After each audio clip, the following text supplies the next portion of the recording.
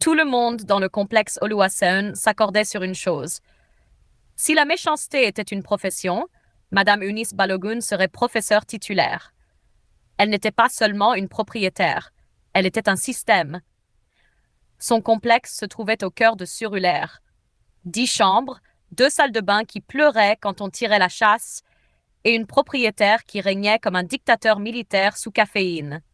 Les pauvres locataires y vivaient non pas parce qu'ils le voulaient, mais parce que le loyer à Lagos n'avait aucune pitié et que la faim ne respectait pas la dignité. Madame Balogun se réveillait en colère. Pas une colère de bonjour, mais une colère du genre qui m'a offensée dans mon rêve. À 6 heures du matin, elle était déjà dans le complexe, enveloppée dans son pagne, les mains sur les hanches, criant comme un crieur public engagé par la souffrance elle-même. Vous tous dehors. Si vous ne sortez pas, le loyer augmentera par émotion. Personne ne la contestait, personne ne riait, personne n'éternuait même bruyamment, parce que Madame Balogun avait du pouvoir, et elle l'utilisait comme une arme. Il y avait Papa Kunle, un chauffeur retraité dont le dos se courbait comme un point d'interrogation. Si son loyer était en retard d'un jour, Madame Balogun l'annonçait à tout le complexe comme une nouvelle de dernière minute. Cet homme pense qu'il est président.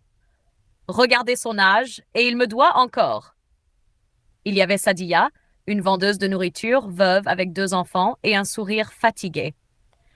Madame Balogun avait un jour renversé sa soupe par terre parce que des clients étaient assis sur la véranda. Ce n'est pas un restaurant. Vous voulez gâcher l'image de mon complexe? Image. Comme si le complexe en avait une. Et puis, il y avait Emeka, un étudiant en dernière année qui survivait à base de gari et d'espoir. Quand Madame Balogun l'attrapait en train de charger son téléphone à la prise du couloir, elle criait comme si Nepa s'était effondré. Vous minez du bitcoin ici? La police va s'occuper de vous. Et la police s'en occupait. Madame Balogun aimait la police, comme les riches aiment les chiens de garde. 2 agents venaient souvent, le sergent Lawal et le caporal Chic. Ils ne posaient jamais de questions. Ils n'écoutaient jamais les locataires. Madame Balogun se contentait de pointer du doigt. Celui-ci m'a insulté. Celui-là m'a regardé d'une certaine façon. Celui-ci a respiré rudement. Et la police agissait comme des lutteurs avec des matraques.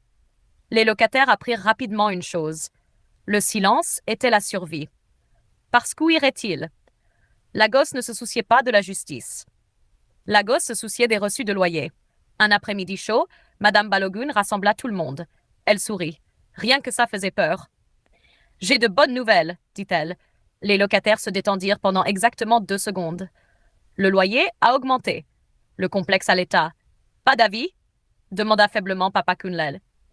Madame Balogun se tourna lentement. Avis? M'avez-vous donné un avis avant d'être né pauvre? Personne ne rit. Si vous ne pouvez pas payer, ramassez vos affaires. Ce n'est pas une charité. Les yeux de Sadia se remplirent de larmes. Emeka fixait le sol. La peur pesait sur la poitrine de chacun comme du ciment. Cette nuit-là, les gens pleurèrent doucement dans leur chambre. Et puis quelqu'un de nouveau arriva. Elle venait avec une petite boîte et un visage calme. Elle s'appelait Aderonke Ajayi. Elle parlait doucement. Elle souriait doucement. Elle payait son loyer intégralement, sans plaider, sans négocier. Madame Balogun plissa les yeux en la regardant. Vous êtes trop calme, dit-elle avec suspicion. Aderonke sourit. La vie est assez bruyante, madame. Les locataires la regardaient comme des gens regardant une chèvre entrer calmement dans une cage de lion. Pauvre fille. Elle ne sait pas où elle est venue. Madame Balogun rit cette nuit-là. Une autre souris est entrée, se dit-elle. Je vais lui montrer comment ça se passe ici. Aderonke referma sa porte doucement. Et pour la première fois, depuis très longtemps, la peur semblait temporaire. Le matin, dans le complexe Oluwaseun, arriva avec sa bande sonore habituelle. Générateur qui tousse, bébé qui pleure, et la voix de Madame Eunice Balogun tranchant l'air comme une machette émoussée. Aderonke! Son cri fissura le calme comme le tonnerre. Les locataires regardaient par les rideaux comme des prisonniers observant la liberté, avec prudence, peur et curiosité. Aderonke sortit calmement, portant des sandales et une robe simple, cheveux attachés proprement. Calme. Trop calme. Le genre de calme qui insulte la folie. Madame Balogun se tenait au milieu du complexe, les bras croisés, les yeux flamboyants. « Alors, vous pensez être spécial » aboya-t-elle. Vous ne me saluez pas? Vous ne me craignez pas? Vous ne tremblez même pas? Aderonke inclina légèrement la tête. Bonjour, madame. Ce salut ne fit pas bonne impression. Madame Balogun rit un rire aigu et laide. Ne me dites pas bonjour. Vous pensez pouvoir venir ici et faire la sainte? C'est mon complexe. Je sais, répondit Aderonke doucement. C'est pourquoi j'ai payé mon loyer. Le complexe se figea. Madame Balogun s'avança. Vous répondez? Je parle, répondit Aderonke. Il y a une différence. C'est alors que la folie pointa officiellement le bout de son nez. Madame Balogun se jeta. Elle gifla. Ou plutôt, elle essaya. Aderonke attrapa son poignet en plein mouvement. Des exclamations s'envolèrent dans le complexe comme des oiseaux effrayés. « Lâchez-moi » cria Madame Balogun. Aderonke ne leva pas la voix. On ne frappe pas les gens pour se sentir puissant. C'est de la faiblesse. Madame Balogun hurla. « Police! Police! Elle m'agresse !» Comme des chiots obéissants entendant un sifflet, le sergent Lawal et le caporal Chiquet arrivèrent en quelques minutes, matraque brandie avec confiance achetée par la corruption. « Quel est le problème, madame » demanda le sergent Lawal en se roulant déjà les épaules. « Cette fille » cria Madame Balogun. « Elle m'a attaqué. Occupez-vous d'elle. » Les agents ne posèrent pas de questions. Ils ne le faisaient jamais. « Restez immobile, dit le caporal Chiquet, levant sa matraque. Aderonke soupira. Vraiment soupira. « J'espérais que ça n'en arriverait pas là, » murmura-t-elle. La matraque descendit. Elle ne toucha jamais sa cible. Aderonke bougea. Vite. Trop vite. Elle se retourna, attrapa le caporal Chiquet et le tira en avant si fort que sa dignité quitta son corps avant qu'il ne touche le sol. Il tomba à plat ventre, haletant comme un poisson regrettant d'avoir quitté l'eau. Le sergent Lawal chargea. Grosse erreur. Aderonke esquiva, balaya ses jambes et le projeta contre le mur si violemment que la peinture écaillée abandonna totalement. Le complexe explosa de cris. Les locataires oublièrent la peur. Les téléphones sortirent. Les bouches restèrent béantes. Madame Balogun chancela en arrière. « Jésus » Aderonke attrapa le sergent Lawal par le col. « Aimez-vous battre les pauvres » demanda-t-elle calmement. Il gémissait. Elle le lâcha. Le caporal Chiquet se redressa en titubant, maintenant en colère, son orgueil blessé. Aderonke sourit tristement. Les 10 secondes suivantes devinrent légendaires. Elle le désarma, elle le fit trébucher, elle le maîtrisa et lui infligea une correction si complète qu'elle éduqua ses ancêtres. Quand ce fut fini, les 2 agents gisaient au sol, gémissant comme des hommes rencontrant pour la première fois les conséquences. Aderonke se tourna vers Madame Balogun. La propriétaire tremblait. « Ne me tuez pas » cria-t-elle. Aderonke secoua la tête. La mort serait facile. Elle regarda les locataires. Papa Kunle, Sadia, Emeka, yeux grands ouverts, cœur battant. Vivre avec la vérité, continua Aderonke, est plus difficile. Elle se pencha vers Madame Balogun. Et nous ne faisons que commencer. Pour la première fois depuis la construction du complexe Oluwaseun, Madame Eunice Balogun pleura. Pas des larmes bruyantes, des larmes brisées, et tout le monde sut. Ce n'était plus un combat.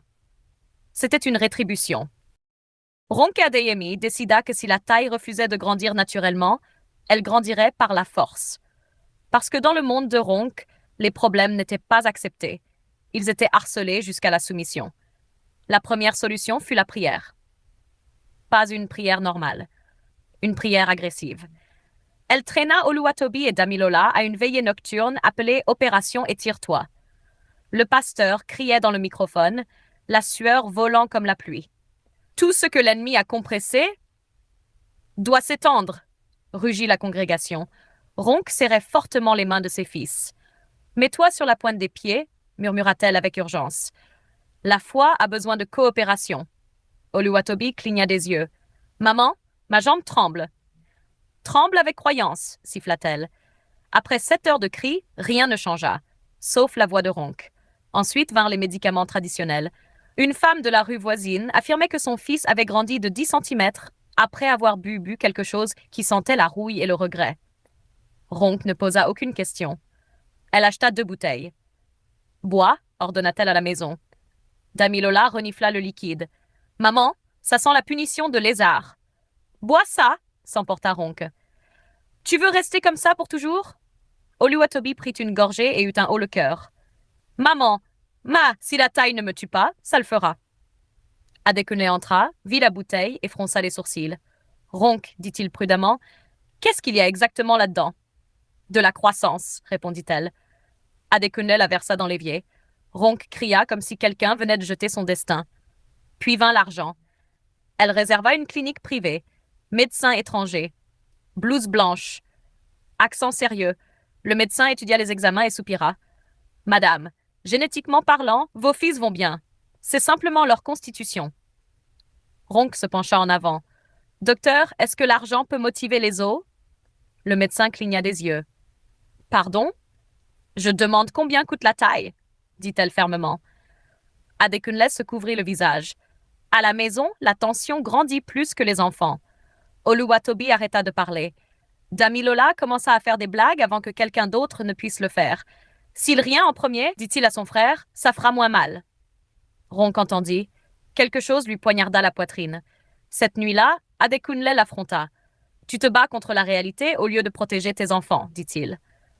Ronk répliqua sèchement. Tu ne comprends pas. Les gens rien. La voix d'Adekunle se durcit. Tu faisais partie d'eux autrefois. Silence. Le coup final vint de Busy.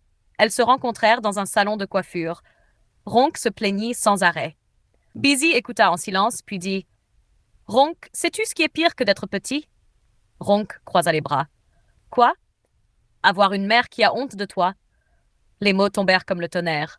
Ronk rit faiblement. « N'exagère pas. » Busy la regarda droit dans les yeux. « Tes fils n'ont pas besoin de taille.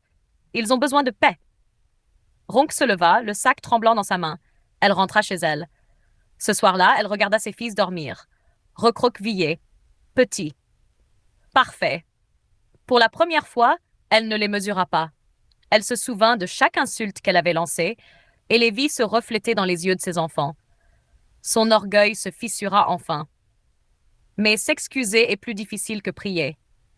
Et Ronk n'avait toujours pas prononcé les mots à voix haute. Pas encore. Ronk Adeyemi apprit trop tard que la vie a un sens de l'humour cruel. Juste au moment où elle pensait que le pire était passé, la vie se racla la gorge et dit « Laisse-moi finir mon propos ». Cela se produisit lors de la journée portes ouvertes de l'école d'Oluwatobi. Les parents se rassemblèrent. Téléphone sorti, les enfants alignés par taille. Ronk se tenait fièrement à côté de ses fils, jusqu'à ce que l'enseignante commence à les organiser. Les enfants plus grands ici, les plus petits ici. Oluwatobi et Damilola furent déplacés. Encore. Et encore. Finalement, ils se retrouvèrent seuls devant. Un parent rit. Un autre murmura, pas assez doucement. « Ceux-là sont en promotion ?» Le visage de Ronk brûlait. Puis quelque chose d'étrange se produisit. Oluwatobi leva la main. « Oui ?» demanda l'enseignante. Il s'éclaircit la gorge. « Madame, dit-il calmement, peut-on se ranger par âge plutôt que par taille ?» La taille n'est pas un accomplissement. Le silence frappa la salle. Les adultes se déplacèrent mal à l'aise. Les téléphones s'abaissèrent lentement. Les genoux de Ronk fléchirent. Cette phrase, simple, calme, se tenait plus haute que toutes les insultes qu'elle avait jamais lancées. Après l'événement, un homme s'approcha d'elle. Petit, confiant, sourire familier. C'était Kunlel. « Ronk ?» dit-il chaleureusement. « Ça fait longtemps. » Sa bouche devint sèche. « J'ai entendu ton fils parler aujourd'hui. Garçon brillant. » Elle avala sa salive. « Merci. » Il marqua une pause. « Tu sais, les mots grandissent. Rachmo. Ils ne grandissent simplement pas toujours comme on l'attend. » Ronk hocha la tête, la honte inondant sa poitrine. Cette nuit-là, elle fit quelque chose qu'elle n'avait jamais fait auparavant. Elle rassembla ses enfants. Elle s'agenouilla. Les mères ne s'agenouillent pas souvent. L'orgueil déteste le sol. « Je suis désolée, dit-elle, la voix tremblante. Je me suis moquée des gens pour ce qu'ils ne pouvaient pas changer. Et je vous ai fait sentir que quelque chose n'allait pas chez vous. » Damilola cligna des yeux. « Donc, on est bien comme ça ?» Ronk sourit à travers les larmes. « Vous êtes plus que bien. » Oluwatobi la serra fort dans ses bras. Pour la première fois, la maison se sentit légère. Des semaines plus tard, Ronk fit l'impensable. Lors d'une réunion de femmes, quelqu'un plaisanta sur un homme petit. Ronk se leva. « Arrêtez, » dit-elle fermement. La pièce se figea. Elle prit une profonde inspiration. Je riais aussi avant, puis la vie m'a donné des fils qui m'ont appris l'humilité. Pas de sarcasme, pas de rire, juste la vérité. Les années passèrent. Oluwatobi devint écrivain. Damilola, comédien, transformant la douleur en plaisanterie. Ils étaient toujours petits, mais leur confiance était immense. Un soir, Adekunle sourit à Ronke et dit: Nos fils n'ont peut-être pas grandi en taille, mais toi si. Ronke rit doucement. Cette fois, c'était pas cruel, c'était guéri. C'est la fin de cette histoire. Ronke Adeyemi ne rit plus jamais de la taille. Pas parce que ses fils ont soudainement grandi, pas parce que la vie est devenue magiquement juste, mais parce que la sagesse a enfin grandi là où la moquerie vivait autrefois. Elle a appris que le rire utilisé comme une arme revient toujours, parfois emportant le visage des personnes que vous aimez le plus. Ses fils n'ont pas changé leur corps pour s'adapter au monde. C'est le monde qui, lentement, a appris à ajuster sa façon de penser autour d'eux. Et Ronk, elle est devenue plus silencieuse, plus gentille, plus sage. Une femme qui mesurait autrefois les gens en centimètres les mesurait désormais par leur impact. C'était la véritable croissance. Et elle était permanente. La leçon morale de cette histoire est: chaque être humain est complet, qu'il soit petit ou grand, bruyant ou silencieux, visible ou ignoré. La taille ne définit pas l'intelligence. La grandeur ne mesure pas la valeur. Et la confiance ne vient pas des os, mais de la conviction. La société doit désapprendre son obsession pour l'apparence physique et cesser de rabaisser les gens pour des choses qu'ils n'ont pas choisies. La moquerie ne rend personne supérieur. Elle ne fait que révéler l'insécurité. La véritable confiance, c'est se tenir droit dans ce que l'on est, même quand le monde essaie de vous courber. Personne n'est inachevé. Personne n'est une erreur. Tout le monde est déjà suffisant. Si cette histoire vous a touché, fait réfléchir ou vous a rappelé quelqu'un qui a besoin de confiance aujourd'hui, n'oubliez pas d'aimer, de partager et de vous abonner. Construisons un monde où les gens sont célébrés, pas mesurés, où le rire guérit et n'humilie pas, et où chaque personne, petite ou grande, se tient fièrement. Jusqu'à la prochaine histoire. Souvenez-vous, votre valeur n'a jamais été dans votre taille, elle est dans votre cœur.